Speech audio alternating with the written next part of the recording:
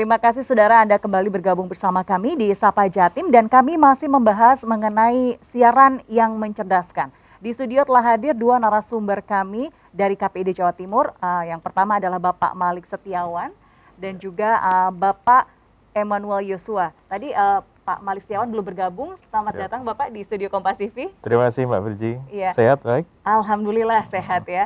Nah, terkait konten siaran mencerdaskan kali ini, kita berhadapan dengan pandemi COVID-19. Tentunya lembaga-lembaga penyiaran terus menyiarkan berbagai konten terkait pandemi maupun juga pilkada.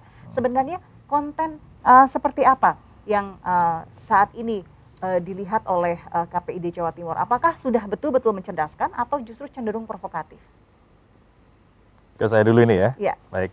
Pertama kami mengapresiasi dan mengucapkan selamat kepada Kompas TV Jatim yang beberapa waktu lalu mendapatkan penghargaan sebagai televisi SCJ nasional terbaik di Jawa Timur. Tentu ini menjadi rujukan dan parameter bagi televisi yang ada di Jawa Timur, utamanya untuk televisi lokal, untuk meningkatkan kreativitasnya yang pertama. Yang kedua adalah memberikan siaran-siaran yang edukatif kepada masyarakat. Berpulang pada pertanyaan Mbak Virgi tadi, apakah sudah cukup baik berkaitan dengan siaran penanggulangan COVID dan juga pilkada. Ada dua hal berarti ya. Pertama terkait dengan COVID. Seingat kami di Jawa Timur ini, teman-teman lembaga penyiaran concern untuk melakukan edukasi dan publikasi secara masif, baik itu program dari pemerintah Provinsi Jawa Timur, kemudian DPRD Jawa Timur, maupun juga dari KPD sendiri, cukup masif sejak bulan April 2020. Artinya relatif cukup panjang ya, hampir 9 bulan ini teman-teman lembaga penyiaran di Jawa Timur yang jumlahnya 392 ini bekerja proaktif dengan KPID Jawa Timur untuk membangkitkan masyarakat, memberikan siaran-siaran yang sehat dan edukatif. Karena apa? Tentu macam-macam di masing-masing daerah. Ada yang menganggap COVID ini adalah sesuatu yang biasa. Ada juga yang menganggap itu adalah sebuah kepanikan.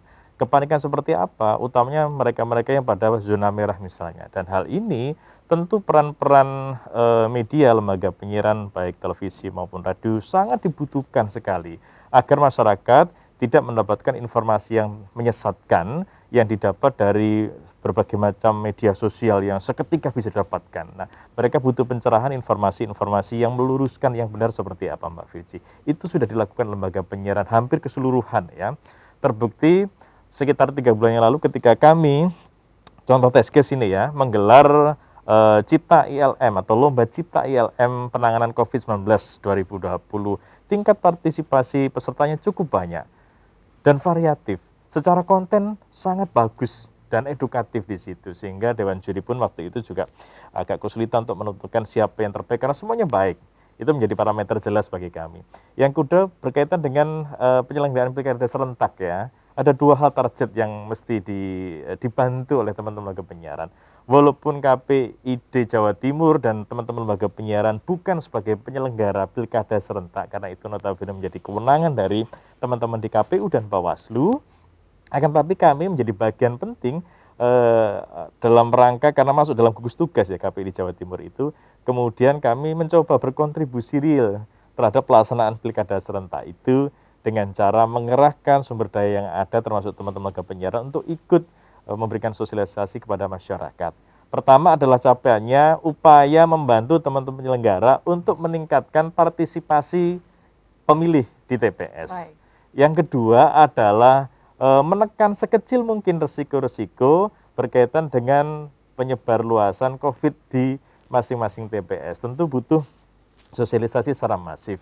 Dan konkretnya kami membentuk, nanti bisa didalami lebih jauh. Kalau sudah disampaikan oleh Pak Yuswa atau Pak Eko sebelumnya, tentu saya hanya melengkapi saja bahwa kami konkretnya di 19 kabupaten dan kota yang sudah menyelenggarakan pilkada serentak itu membentuk relawan pemantau siaran pilkada. Artinya di masing-masing kabupaten kota kami merekrut 20-an orang relawan yang memantau siaran pilkada serentak itu di radio dan televisi yang sudah berizin di 19 kabupaten dan kota, Mbak Virgi. Baik.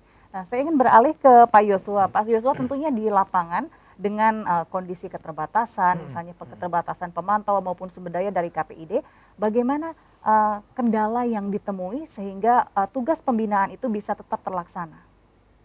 Jadi gini Mbak, kendala yang kita temui memang yang disampaikan Pak Eka atau Pak Malik tadi, keberagaman tingkat penangkapan dari kawan-kawan lembaga penyiaran, insan penyiarannya, sehingga kami perlu dialog terkait dengan itu. Yang kedua, kalau terkait dengan pilkada, ini kendala yang kita alami memang regulasi dasarnya dari KPU dan Bawaslu ini sulit diterjemahkan di lapangan.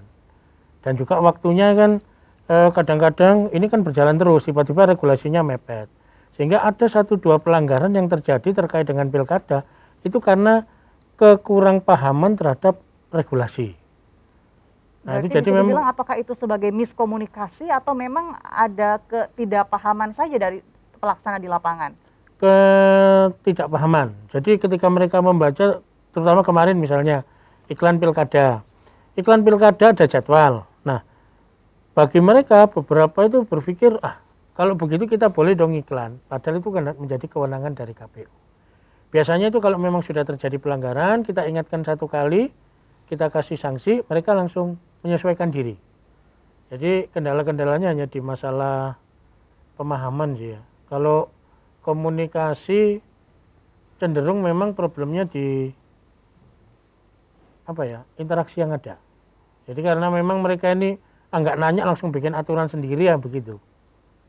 Baik, berarti mungkin kedepannya harus ada koordinasi antar lembaga yang lebih intensif sehingga tidak terjadi miskomunikasi di lapangan seperti itu ya. Baik, kami akan kembali lagi usai jeda berikut, saudara, masih tempat membahas mengenai siaran yang mencerdaskan. Usai jeda berikut, tetaplah bersama kami di Sapa Jatim.